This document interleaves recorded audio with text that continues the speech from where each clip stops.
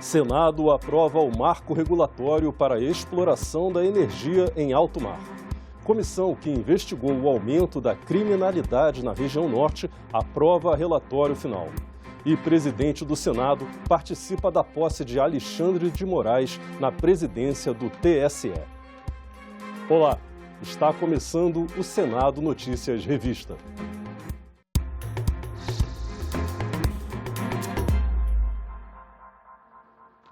A Comissão de Infraestrutura aprovou nesta semana o marco regulatório para a exploração da energia em alto mar. Se não houver recurso para votação no plenário, o projeto segue para a Câmara dos Deputados. O texto aprovado na Comissão de Infraestrutura regulamenta a autorização para aproveitamento do potencial energético instalado no mar ou offshore, longe da costa. A energia pode ser gerada pelo vento, pelo sol, pelas marés ou mesmo outro tipo de geração que ainda venha a ser criado. Esse projeto não se resume à energia eólica no mar. Ele trata da titularidade do mar territorial, plataforma continental, zona econômica exclusiva e outros corpos de água internos, inclusive lagoas, lagos, espelhos d'água, para uso de geração de energia. Eu costumo dizer que esse projeto está pronto para qualquer coisa que ainda seja inventada usando a força do mar, as ondas, o vento no mar, etc. e tal. Para os senadores, a definição de um marco legal para a geração de energia em alto mar deve atrair investidores para o setor. Os empreendimentos fora da costa brasileira, no mar territorial, na plataforma continental e na zona econômica exclusiva, vão ter que se adequar às normas regulatórias.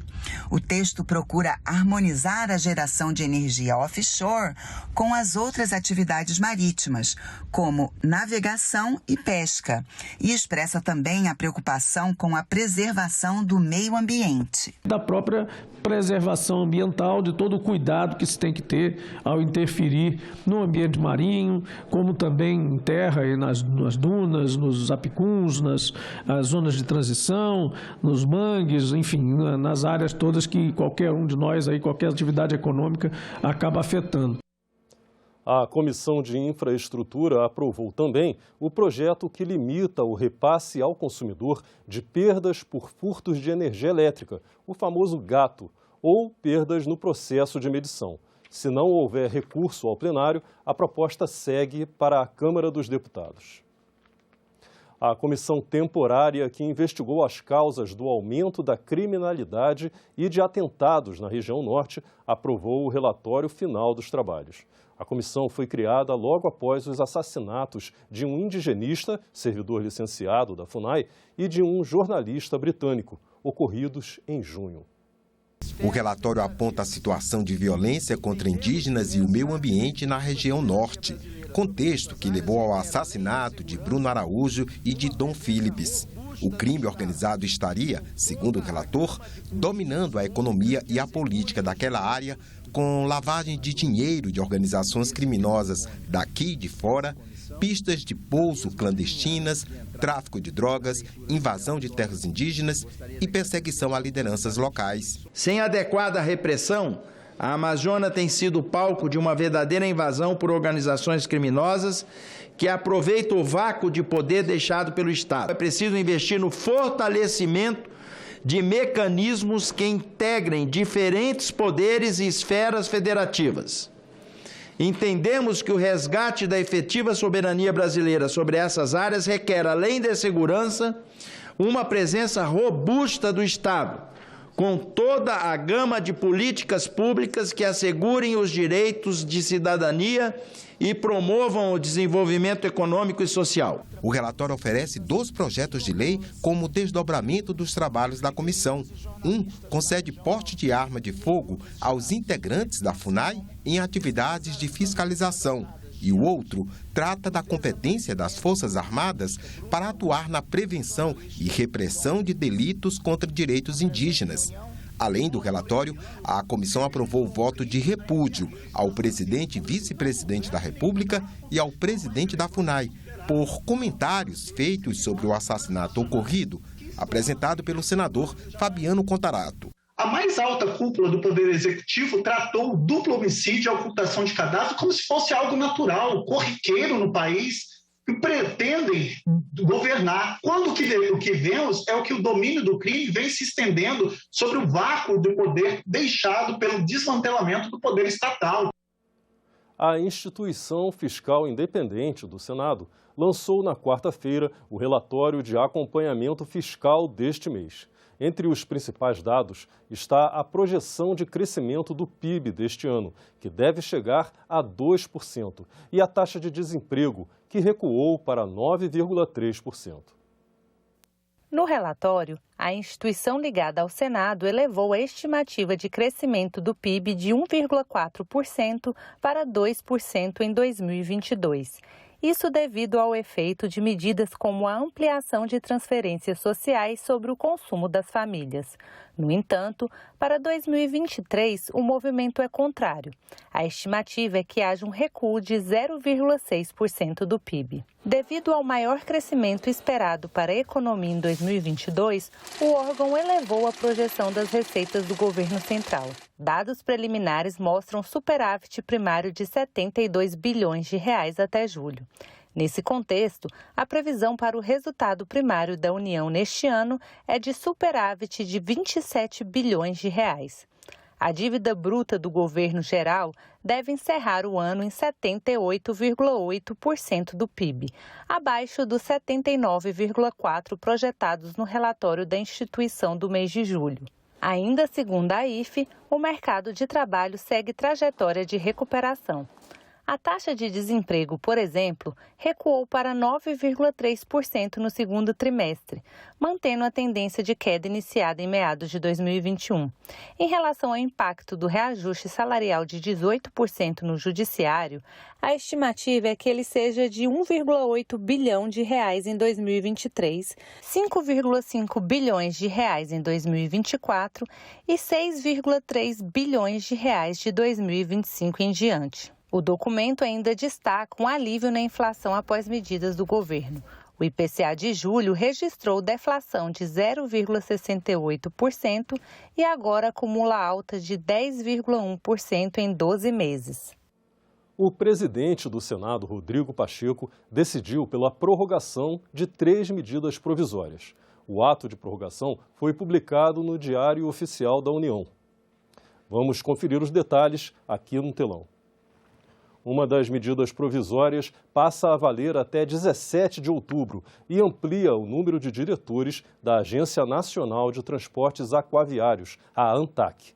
De 1 diretor-geral e 2 diretores, passa para 1 diretor-geral e 4 diretores. Outra medida provisória também fica valendo até 17 de outubro. Ela estabelece a instalação de barreiras sanitárias protetivas de áreas indígenas para controlar o trânsito de pessoas e mercadorias, evitando o contágio da Covid-19. A terceira medida provisória passa a valer até 19 de outubro. Ela reabriu até 11 de agosto o prazo para servidores dos antigos territórios federais de Amapá, Rondônia e Roraima optarem pelo enquadramento nas carreiras de Finanças e Controle, Planejamento e Magistério dos ensinos básico, tecnológico e técnico. Os ministros Alexandre de Moraes e Ricardo Lewandowski tomaram posse como novos presidente e vice-presidente do Tribunal Superior Eleitoral na terça-feira. O presidente do Senado, Rodrigo Pacheco, participou da cerimônia. O ministro Alexandre de Moraes chegou ao tribunal um pouco antes das 19 horas. Logo em seguida, passou pelo tapete vermelho o presidente da República, Jair Bolsonaro. O candidato à presidência da República, Luiz Inácio Lula da Silva, também chegou antes do início do evento, acompanhado da ex-presidente Dilma Rousseff e do candidato a vice-presidente Geraldo Alckmin. O presidente do Senado Federal, Rodrigo Pacheco, também estava presente na cerimônia que reuniu representantes de todos os poderes.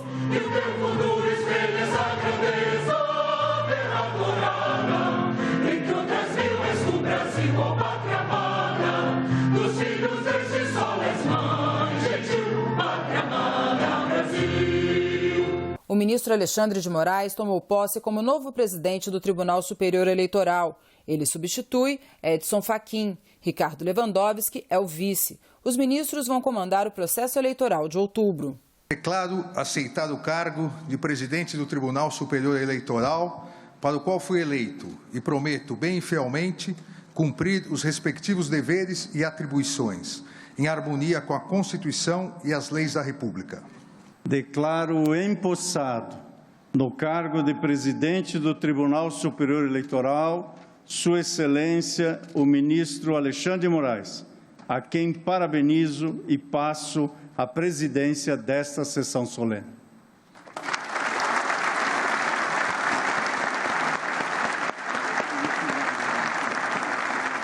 Já como presidente do TSE, o ministro Alexandre de Moraes deu posse ao vice-presidente ministro Ricardo Lewandowski. Declaro aceitar o cargo de vice-presidente do Tribunal Superior Eleitoral. O Procurador-Geral da República, Augusto Aras, falou sobre a importância do processo eleitoral e disse estar atento e vigilante na sustentação do regime democrático. Estamos irmanados na defesa do sistema eleitoral, no combate à desinformação e aos abusos de quaisquer naturezas.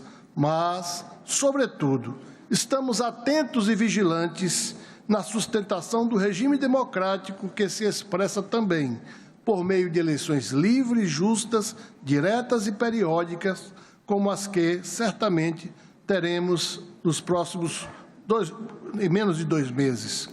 No discurso de posse, o ministro Alexandre de Moraes defendeu a democracia, o processo de apuração eleitoral e falou que liberdade de expressão não pode servir de escudo para crimes de ódio. Foi aplaudido de pé por parte dos convidados. Somos 156.454.011 eleitores aptos a votar. Somos uma das maiores democracias do mundo em termos de voto popular, estando entre as 4 maiores democracias do mundo. Mas somos a única democracia do mundo que apura e divulga os resultados eleitorais no mesmo dia, com agilidade, segurança, competência e transparência. Isso é motivo de orgulho nacional.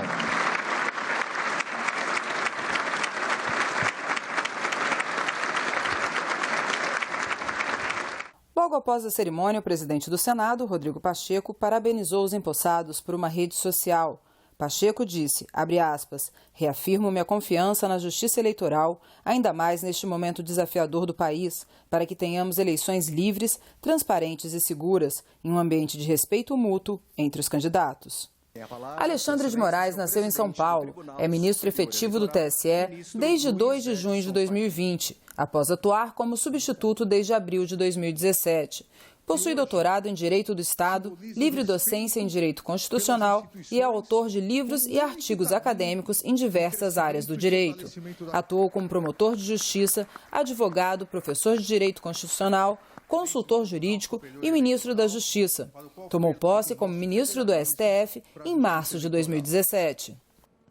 Os problemas causados pela mineração no estado de Minas Gerais, retratados no documento Lavra, são o assunto de hoje da coluna Momento Eco. Confira agora.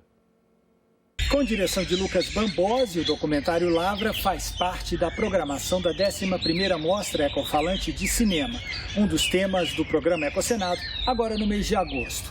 O filme deve estrear ainda este ano no circuito comercial brasileiro e apresenta de forma dramática os impactos da mineração em Minas Gerais.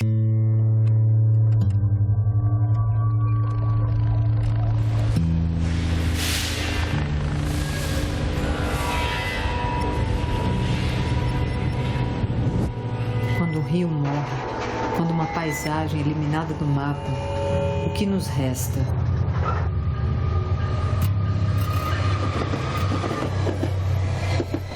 É um filme sobre paisagem, sobre as paisagens que estão sendo alteradas ou eliminadas. Bom, eu cresci em Belo Horizonte, na região, né, do entorno de Belo Horizonte, a gente sempre convivia com essas montanhas. E essas montanhas estão mudando. Na Serra do Curral, cartão postal de Belo Horizonte, tem uma coisa que muitos sabem, mas poucos veem. A serra é uma casca, um paredão que esconde o que restou dela. Um lago artificial, sem vida, uma natureza falsa. A gente começa a ver hoje as marcas da mineração de uma forma mais evidente. Ou seja, o filme é sobre a mineração corroendo as paisagens e corroendo, de alguma forma, as pessoas, afetando a vida de muita gente. Nós somos risco para eles, né?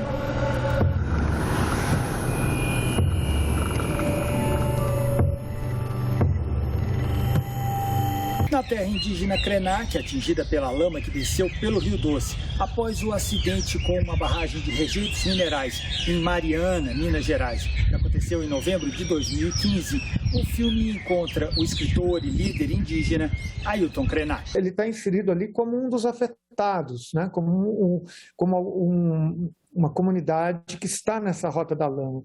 Mas ele traz para o filme também uma dimensão mais subjetiva, né?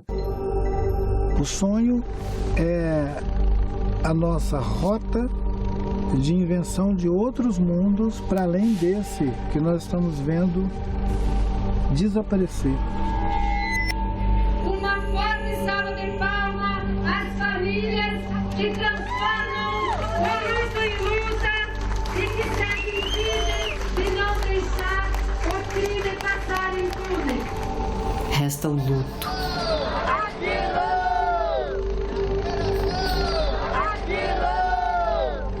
E a luta.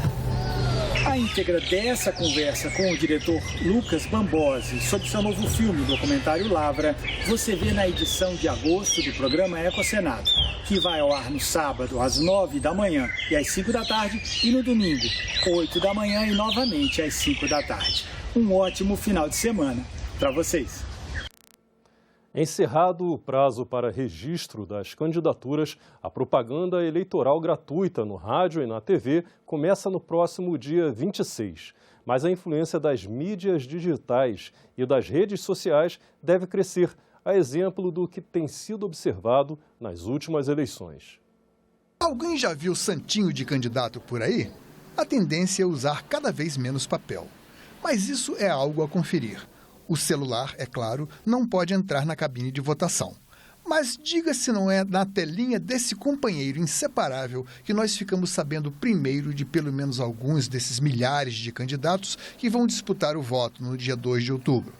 De acordo com o Tribunal Superior Eleitoral, foram registradas 12 candidaturas a presidente e vice-presidente da República, 223 para governador e vice-governador, 234 candidaturas ao Senado Federal, 10.271 para a Câmara dos Deputados, 16.235 para as Assembleias Legislativas e 591 candidaturas à Câmara Legislativa do Distrito Federal.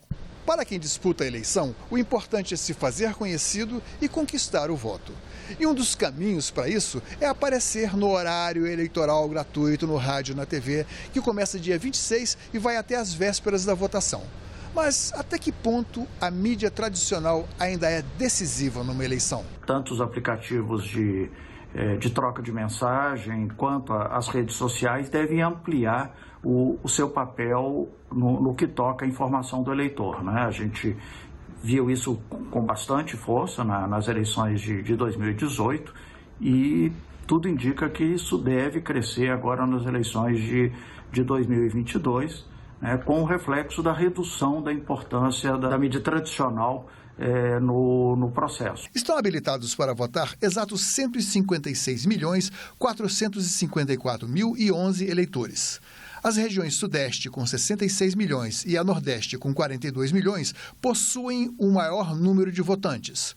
Os eleitores no exterior não chegam a 700 mil. Caso o eleitor não tenha intimidade com redes sociais, aplicativos, senhas e outros itens, não precisa se preocupar. A Justiça Eleitoral, ela presta serviços digitais para toda a população, mas se preocupa em não abandonar aquelas pessoas que não têm acesso à rede mundial de computadores. Então, todas aquelas pessoas que têm alguma dificuldade com o aplicativo, com a internet, pode ir na sessão eleitoral e fazer o seu atendimento normalmente no dia da eleição.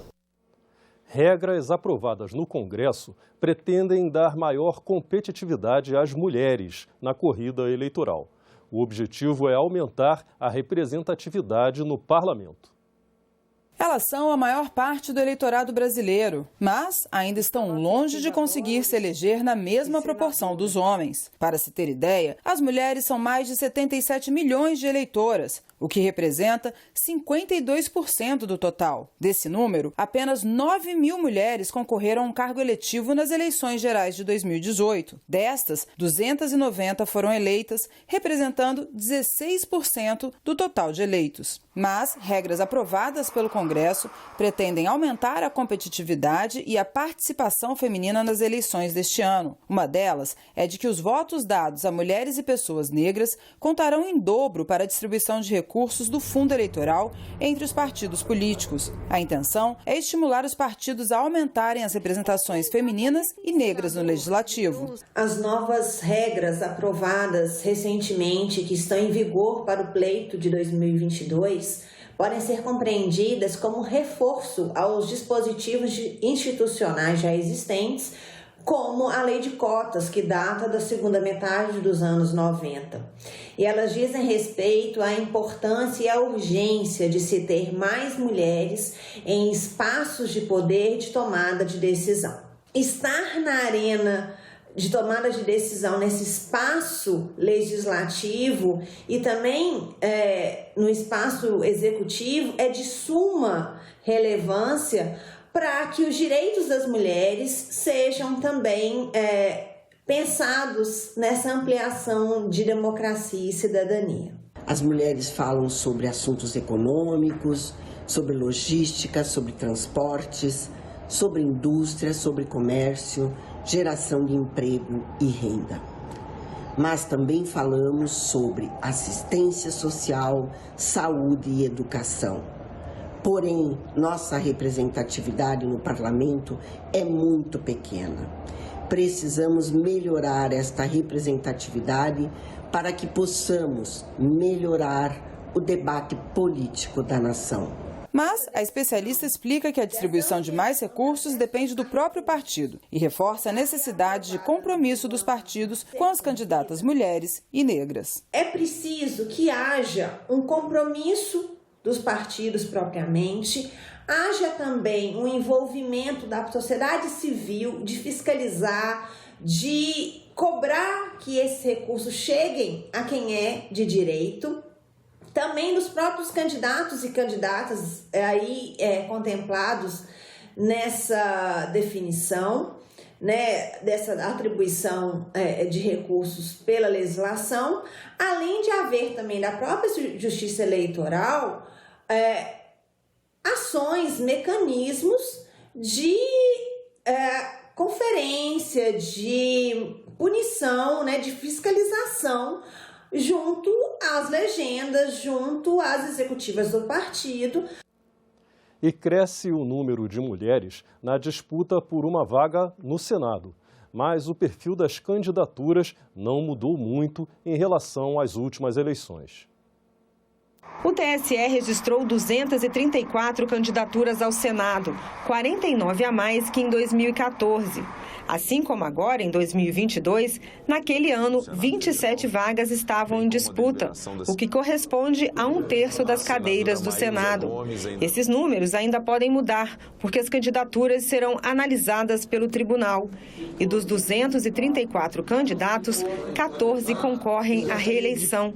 Essa lista inclui os suplentes que estão em exercício. O Rio de Janeiro é o estado onde há mais candidatos ao Senado. São 13 disputando uma única vaga. Em seguida, vem Tocantins com 12. Depois, São Paulo, Distrito Federal, Pará e Santa Catarina, cada um com 11 candidatos na disputa. O perfil dos candidatos ao Senado não mudou muito em relação às últimas eleições.